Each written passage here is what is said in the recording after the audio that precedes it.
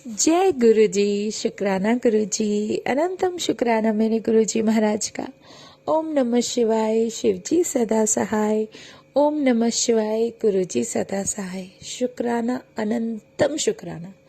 जितने शुक्राने हम अपने परमात्मा के करें उतने कम है, समझ भी नहीं सकते। और हमारे कभी अंतर मन से भी कभी कोई आवाज आ सकती है, उसे हम पहचान भी सकते हैं, या फिर उस परमात्मा ने जो हमें दिखाना है वो देख सकते हैं। और वो जो कुछ भी हमें समझाना चाहते हैं वो कैसे समझ सकते हैं, सब कुछ उसके मिलने के बाद ही मुमकिन है। क्योंकि अगर वो हमारी आंखों पर पर्दा डालकर रखेंगे तो शायद हम वो बातें समझ ही नहीं सकते।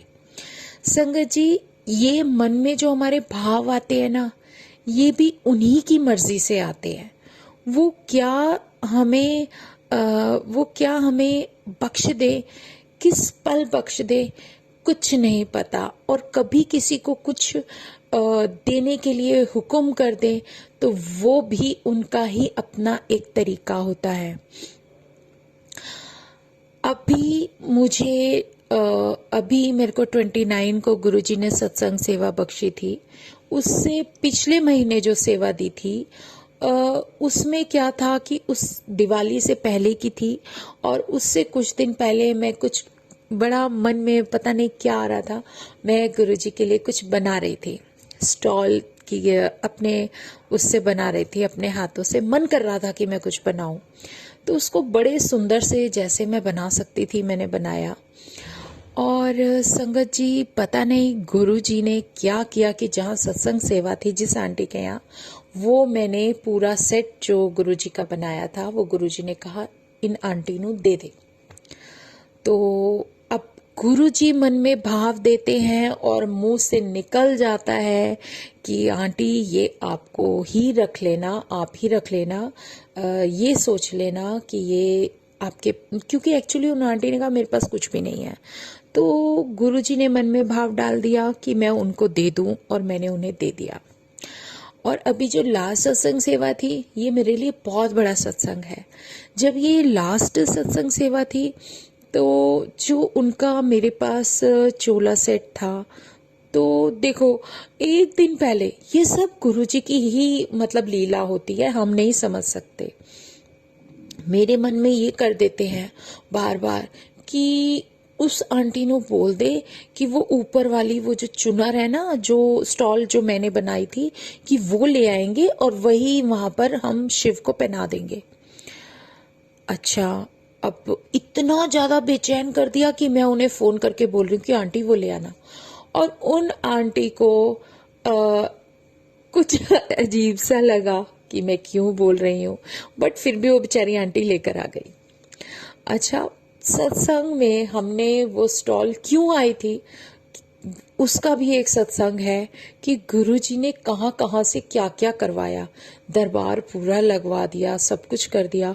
और वो जो मैंने स्टॉल मंगवाया था गुरुजी का, पता है बड़े दिल से बनाया था, गुरुजी ने ना वो दिलवा दिया। तो मेरे को कहीं ना कहीं, इंसान है वो रहता ही है यार, कितना प्यारा था। मतलब फिर भी गुरुजी कहते हैं लालच नहीं करना, वो ऐसे दिलवा देते हैं। और सच में हमारे अंदर ऐसे ऐसे भाव उमड़ने लगते हैं ना, कई बार तो कंट्रोल करना बड़ा भारी पड़ जाता है, बहुत मुश्किल होता है। हम बोलते बहुत है कि हाय राम ये कर देना चाहिए, वो कर देना चाहिए, नहीं होता। बहुत मुश्किल से कहते ना, जैसे दिल से कोई चीज तुम करते हो और वो चीज एकदम से गुरुजी अलग कर देते हैं कि नहीं, इससे इससे तुझे दिल नहीं लगाना, मतलब ऐसा कुछ हुक्म आ जाता है हमारे महाराज का। सच में, और सच में ये मेरे साथ हुआ। मुझे बहुत अटैच थी मैं, लेकिन फिर भी उन्होंने मुझसे कहलवाया, दिलवाया। तो उसके पीछे कोई कारण होगा, मैं नहीं जानती। वो पूरा सेट बना दिया था मैंने, जो भी गुरुजी ने बनवाया, मैंने क्या बनाया, मुझे कहाँ दिमाग, गुरुजी ने तो दिखा भी दिया था कि कैसे करके तू बनाएगी। वो सब भी, कौन सा पार्ट कहाँ से कट करना है, कैसे सीलना है, वो सब उन्होंने बता दिया था, दिखा दिया था।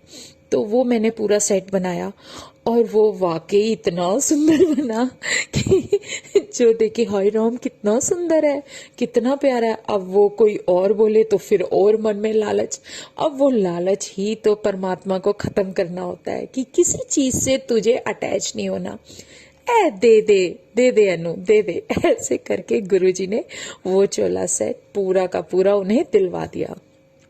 तो जब ये लास्ट सत्संग सेवा थी, इसमें जब मैंने उन्हें बोला, वो भी मैं कह रही हूँ ना, गुरु जी की लीला बड़ी अलग होती है। और सच में वो मैंने उन्हें बोला लाने के लिए, वो लेकर भी आ गए बेचारे आंटी।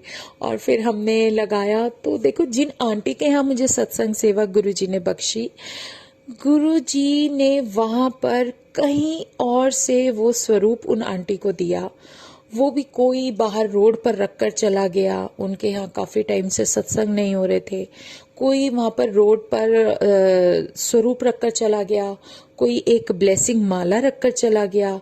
और वो दोनों चीजें गुरु जी ने उनके घर पहुंचवा दी। मतलब उनके यहाँ काम करने वाली मेड ने देखा कि ये तो यहाँ रोड पर रखा है, उन्होंने घर जाके बताया और उन्होंने कहा नहीं तू लेकर आ जा। और सच में वो गुरुजी का स्वरूप और माला वहां पर रखी हुई थी।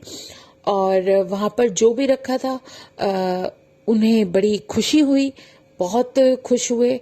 वैसे उनके यहाँ से काफी समय से सत्संग नहीं हो रहा था, अब उनका वहां सत्संग था, वो सेवा मुझे मिली। और उस स्वरूप के ऊपर वो स्टॉल जो मैंने आंटी को दी थी बनाकर, वो स्टॉल उस स्वरूप के ऊपर लगाई गई। इतना सुंदर दर्शन हो रहे थे गुरुजी के, इतना सुंदर। कहीं ना कहीं मन में आ रहा था, आया भी कि मैं आंटी को कोई दूसरा स्टॉल दे देती हूँ और ये स्टॉल ना मैं अपने पास रख लूंगी। देखो गुरुजी का लेसन मुझे कैसे समझा दिया।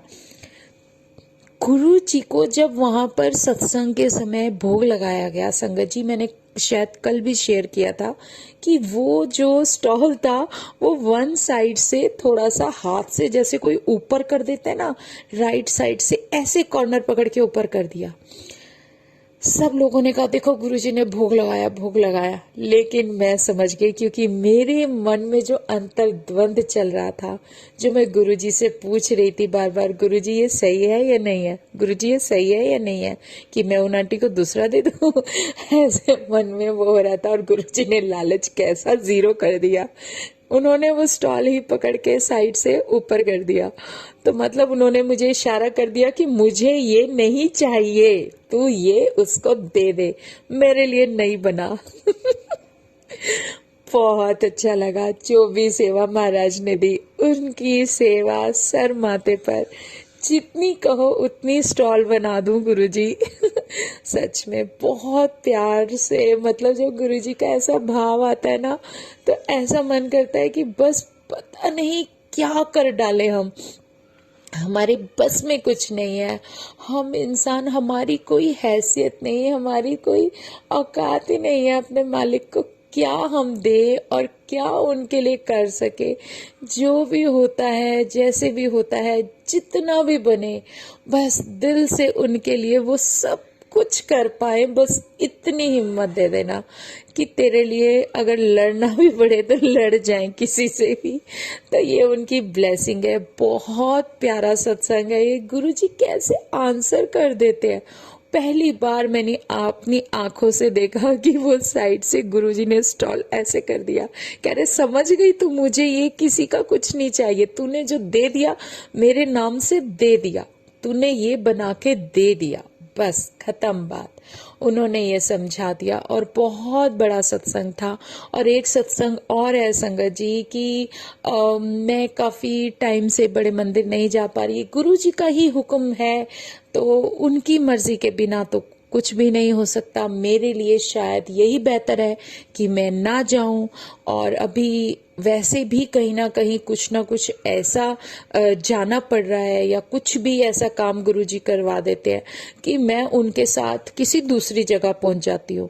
तो ये भी उन्हीं की लीला है, वो मेरे हाथ में नहीं है। तो जो संगत आंटी के साथ मैं जाती थी, उन संगत आंटी कि ऐसा कुछ था कि वो जब वहां से मेरे लिए कुछ प्रसाद ले आते थे, ये गुरुजी ही भाव डालते हैं। तो इस थर्सडे को, लास्ट थर्सडे, आज सैटरडे है, 2 दिन पहले वो ऐसे ही बोल रहे थे, तो किसी सेवादार अंकल ने उन्हें नहीं दिया, कुछ भी नहीं दिया कि नहीं। और वो थोड़ा आगे चले गए, थोड़े मतलब मन से होपलेस से हो गए थे। तो मैं शुक्राना करूंगी गुरुजी का और उन पायल आंटी का, जिन्होंने मेरे लिए प्रसाद लाने का मन में भाव आने के बाद मेरे लिए कुछ करने की कोशिश की। तो शुक्राना गुरुजी का। और वो कहने लगे कि उन्होंने ही मुझे बताया कि मैं थोड़ा आगे चली, मुझे लगा था कि आज आपके लिए कुछ नहीं मिलेगा, लेकिन एक जगह, एक कॉर्नर पे एक अंकल मिल गए, सेवादार अंकल, मुझे देखकर स्माइल करने लगे, बड़ी तेज स्माइल की। कहने लगे क्या हुआ, कहने लगी कि मेरे को वो प्रसाद चाहिए था, नहीं दिया। कह रहे उन्होंने अपनी पॉकेट में से एक चपाती प्रसाद रोल किया हुआ निकाल के और उनको दे दिया। मतलब मेरे लिए मेरे गुरुजी ने एक चपाती भेजी। इससे अच्छा प्रसाद, इससे अच्छा प्यार क्या होगा कि हम भले ही कुछ दूर रहे, कोई फर्क नहीं पड़ता, परमात्मा कहीं से कुछ भी कर सकता है। और वो जो उन्होंने अपनी पॉकेट से फॉइल निकाल के दिया, उसके अंदर एक चपाती प्रसाद था। वो चपाती प्रसाद वो मेरे पास आया और मैंने उस प्रसाद को खाया, ग्रहण किया और अपने पूरे फैमिली में एक एक छोटा छोटा, जैसे होता है ना, बाइट करके जो सबको दिया। मतलब एक वो चीज कितनी कीमती होती है हमारे लिए, इतनी कीमती कि उसके आगे सब कुछ बेकार है। परमात्मा को पता है कि हम किस तरीके से, कितने भाव से जुड़े हुए हैं। चाहे उन्होंने एक एक अंश, एक डॉट पर कुछ भी, वो जो प्रसाद मेरे लिए मेरे पास आया, मेरे लिए बहुत कीमती है, बहुत ज्यादा। और जो वो समझाते हैं ना कि कुछ भी होता है ना तुम्हारे पास, कोई कैसा भी हो, अपने अंदर किसी के लिए कोई भी भावना रखो ही मत। कोई इस तरीके की भावना कि कोई कैसा भी है, तुम अपने मन में कोई मैल ना रखो। जितना सबको तुम बांट कर ब्लेसिंग्स, और जितना तुम सबके लिए करोगे ना, वो पता नहीं वो ब्लेसिंग परमात्मा कितनी गुना करके तुम्हारे पास वापस भेजता है। और उसके तो कन कन में उसका प्यार और उसका ब्लेसिंग बहुत सारा होता है, जिसको हम कभी इग्नोर ही नहीं कर सकते। मन से बहुत सारा, इतना सारा, कहते हैं ना कि एक जो होता है ना, बहुत सारा समुद्र सा उमड़ जाता है, इतना ज्यादा कि मैं शब्दों में भी नहीं कह पा रही कि कितना सारा प्यार परमात्मा का फील होता है। और सच में जो भी उसका हुक्म होता है वो सर माथे पे है। जो वो करते हैं हमारे लिए बेहतरीन करते हैं, जो वो हमें दे देते हैं वो बहुत अच्छा देते हैं। हमें नहीं पता कौन सी सेवा, कैसी सेवा, किस तरीके से वो हमें देते हैं। अगर उन्होंने मुझे कुछ हुक्म दिया कि ये चीज तुझे करनी है, तो वो मेरे लिए, मेरी बेहतरी के लिए है।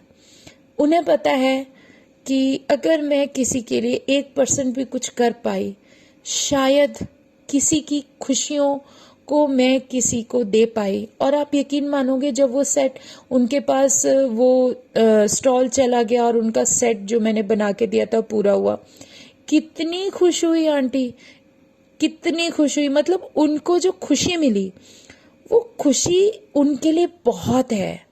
लेकिन उसमें देने में शायद गुरुजी ने एक पॉइंट मुझे भी उसका हिस्सा बनवा दिया। तो यही तो गुरुजी हमें सिखा रहे हैं कि तुम्हें दूसरों के जीवन में खुशियां लाने की कोशिश करनी है। जो तुम किसी के चेहरे पे हल्की सी स्माइल लेकर आ जाते हो ना, तो वो स्माइल तुम्हें बहुत ज्यादा गुना करके तुम्हारे जीवन में भी ब्लेसिंग देती है। गुरुजी का सत्संग ऐसे ही नहीं होता।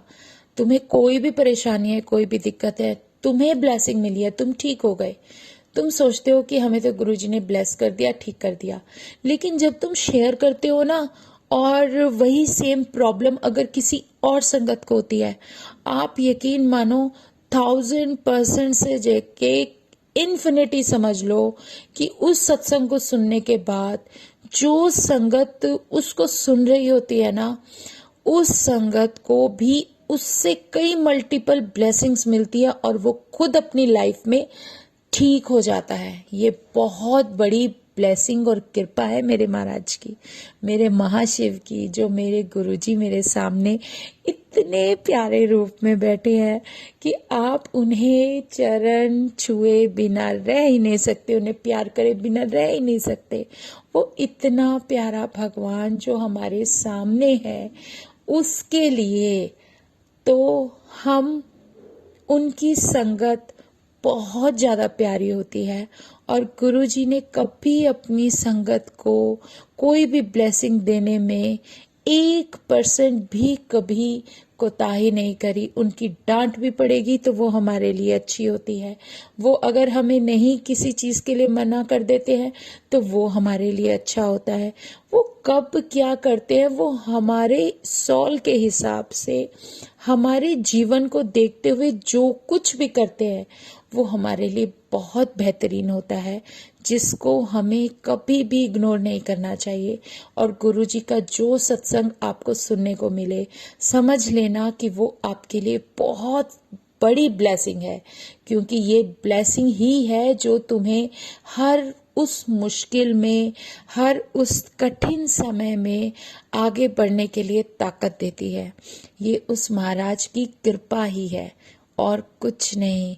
उसकी कृपा होती है तो हम कुछ कर पाते हैं। हमारा विश्वास तो इतना ज्यादा बढ़ जाता है जब वो हमारी आंखों से कुछ दिखा देते हैं।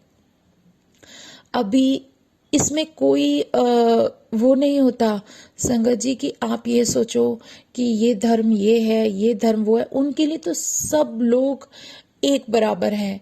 और धरती पर जिस भी इंसान ने, जिस भी जीव ने जन्म लिया है, वो जीव उनके लिए वो जीव ही है। वो हर सॉल उनके लिए है। सब अपने कर्मों का काटते हैं, लेकिन जब कोई चमत्कार आप अपनी आंखों से देखते हो ना, तो वो एक ऐसा आपके दिल में, आपके मन में घर कर जाता है कि आप अपने आप को बहुत ज्यादा ब्लेस्ड फील करने लगते हो, जब परमात्मा कुछ ऐसा दिखा दे जो शायद कभी आप इमेजिन भी नहीं कर सकते थे। आप साइड से भी निकल जाते, आपको पता ही नहीं होता कि आपकी आंखों के सामने क्या हो रहा है। भगवान ऐसे ही भगवान नहीं है, वो हर किसी की सुनते हैं। अभी कुछ दिन पहले छठ पूजा थी, और छठ पूजा पे जो जितनी भी लोग बेचारे पूजा करते हैं, व्रत करते हैं, 3 दिन का व्रत जो इनका चलता है कॉन्टिन्यूसली, बहुत टफ होता है। हमें देख के लगता है, लेकिन वो बहुत ही टफ होता है। ये छठ मैया कौन है? ये छठ मैया, ये पार्वती माता है। जिस पार्वती माता को हम शिव परिवार के अंदर बैठे हुए देखते हैं, जो हर किसी को आशीर्वाद देती हैं, बच्चों के लिए, बच्चों की सेहत और कामना के लिए जो व्रत किया जाता है, वो व्रत छठ मैया का किया जाता है, और उसमें सूर्य देव को अर्घ्य दिया जाता है। तो जो ये फास्ट था, आप यकीन मानो हमारे घर के सामने जो बहुत बड़ा खुला स्पेस है ना, वहां पर प्रॉपर सेलिब्रेशन होता है। पानी भर के पूरा वो विजन तैयार किया जाता है, जो कि जैसे आप गंगा किनारे खड़े होके अर्घ्य दे रहे हो। तो ऐसा करके जब नेक्स्ट डे मॉर्निंग में यहाँ पर मंडे, सोमवार का दिन था, मुझे अच्छी तरह से याद है, सोमवार का दिन था, संडे को इनका वो फास्ट था और इन्होंने रात को जो सुबह अर्ली मॉर्निंग तक पूजा करी। फिर जो इनका जो पूजा हुआ सामान था ना, उस घाट के जो किनारे जो घाट इन्होंने तैयार किया था उसके चारों तरफ रखा हुआ था, जगह जगह जो पूजा करके। आप यकीन मानोगे, मैं सुबह नहा धो के सूर्य देव को जैसे जल देके बाहर बालकनी में 2 मिनट के लिए खड़ी हुई तो मुझे दिखा कि बाहर मेन गेट से उसी ग्राउंड के, या मेरी किस्मत है जो गुरुजी का आशीर्वाद था कि उस समय मैं वहां पर थी, क्योंकि टाइमिंग महाराज की होती है। मैं वहां खड़ी और सामने से एक ब्लैक कलर की काऊ बिल्कुल शाइन करती हुई, और उसके माथे पर इतना बड़ा लाल रंग का तिलक, मतलब जैसे सिंदूर का तिलक होता है, और इतना चौड़ा बिल्कुल लंबा तिलक। और वो गाय आकर एंटर करी और उसने सबका जो प्रसाद रखा था ना वो खाना शुरू कर दिया। वो खाने लगी तो मैंने इतना ध्यान नहीं दिया कि खा क्या रही है। मुझे ये दिखा कि सामने से काऊ आ रही है, ब्लैक कलर की है, रेड कलर का टीका, और इतनी शाइनिंग और इतनी सुंदर सी काऊ थी, इतनी थोड़ी मतलब हेल्थी और बड़ी कि देख के कुछ अलग सा लगा कि कुछ अलग थी हर काऊ में। तो पता नहीं क्या हुआ, मन से जैसे किसी ने अंदर से बोला कि तेरे पास कुछ रखा है, तू भी दे दे। मतलब ऐसा कुछ इंट्यूशन हुआ। मैं अंदर गई किचन में, मेरे को दिखी कैसरोल देखा तो उसमें चपातियां रखी थी, जितनी थी मैंने हाथ में उठाई। और मेरा बेटा भी जिम से आके खड़ा हुआ था मेरे पास, मैं कहा जा तू दे के आ जाके, उसने मना कर दिया क्योंकि शायद वो मुझे ही खिलानी थी। मैंने 1 सेकंड देर नहीं करी, मैं उतरी, मैंने कहा कहीं ये काऊ चली ना जाए। बाद में ध्यान दिया कि ये सिर्फ वही प्रसाद खा रही थी जो वहां पर पूजा का रखा था। और मैं उतर के फटाफट से मैं इशारा, मतलब जैसे वॉइस लगाते ना, बुला रही थी उनको, लेकिन वो नहीं आए। उन्होंने देखा और सामने मुंह कर लिया, और मतलब जैसे कि वो कह रहे हो कि इधर आके खिला मुझे, तुम मुझे वहां का बुला रही है। तो फिर मैंने एक थोड़ा सा वहां पे कुछ बंधा था रस्सी वगैरह, उस पे उतर के आगे गई उनको हाथ में, मतलब मैं इतनी डरपोक हूँ, मैं नीचे रख देती हूँ हमेशा चपाती, लेकिन उस दिन पता नहीं हाथ में ही मैंने खिलाया। जैसे कुछ होता है ना, कुछ जादू सा, और अपने आप तुम वो सब काम करते चले जाते हो शायद जो तुम्हारे जीवन में तुम्हारे फेवर के लिए होते हैं। वो मैंने फटाफट से ऐसे बिना डरे उनको रोटियां खिलाई। आधी चपाती नीचे रह गई थी, जितनी थी वो फिर उन्होंने खा ली, और फिर मैं उनको प्रणाम करके माथे के हाथ लगा के आ गई। तो जैसे मैं वापस आई ना, आ ही रही थी, तभी मुझे आवाज सुनाई दी, ये वो माता है जो रूप बदल के यहाँ पे भक्त उसका नाम लेकर जो यहाँ ये पूजा का सामान रखे गए हैं ना, ये वो खाने आई थी, और तेरा भी दिया हुआ जो प्रसाद था वो उन्होंने खा लिया। तो मतलब ऐसे वॉइस सुनाई दी। तो कभी भी किसी भी उससे हमें ये नहीं लगाना चाहिए कि ये धर्म वो है तो इसमें ये है, हर उसकी इम्पोर्टेंस होती है। मैं नहीं इतना कुछ जानती थी, लेकिन परमात्मा की कृपा देखो कि मुझे शायद उनकी माता रानी की कुछ ब्लेसिंग मिलनी थी या गुरुजी को दिलवानी थी।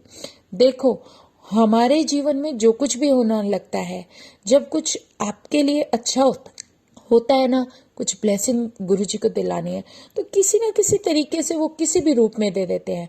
वो उस दिन माता के रूप में थे और उन्होंने मुझे दिया। और इमेजिन की मतलब कितना बड़ा रेड कलर का तिलक, इतना कुछ अलग, जैसे कभी कुछ मैंने देखा ही नहीं। मैंने कभी नहीं देखा कि एक इतनी सुंदर काऊ आ रही है, उसके माथे पे इतना प्यारा लाल रंग का तिलक है, और वो इतनी शाइन सी करती हुई वो। और पता है ये सब करने में कोई बहुत ज्यादा टाइम नहीं लगा। उन्होंने 5 मिनट, 5 से लेके 10 मिनट, 10 मिनट भी मैं ज्यादा ही बोल रही हूँ, इतनी स्पीड में वो आई है, और मैं इतनी जल्दी नीचे चली गई, उन्हें दिया है। और इतना सारा जो भी भोजन था वो सारा खा के 5 से 6 मिनट के अंदर वो चली गई। फिर नहीं वो दिखी कभी भी।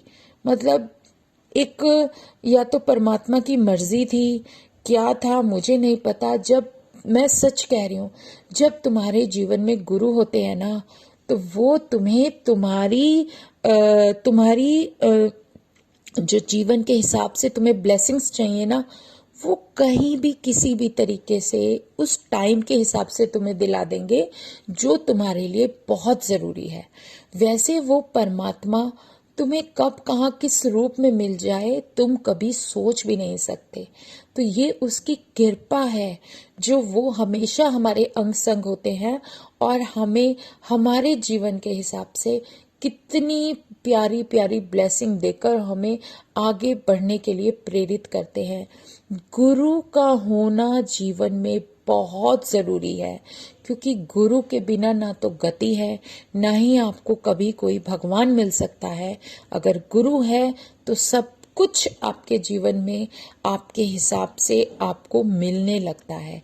तो शुक्राना इसी उसकी मेहर का, हर उस दिए हुए पल का, हर उस दी हुई ब्लेसिंग का, उनके आशीर्वाद का, उनके बहुत सारे प्यार का बहुत बहुत बहुत बहुत शुक्राना।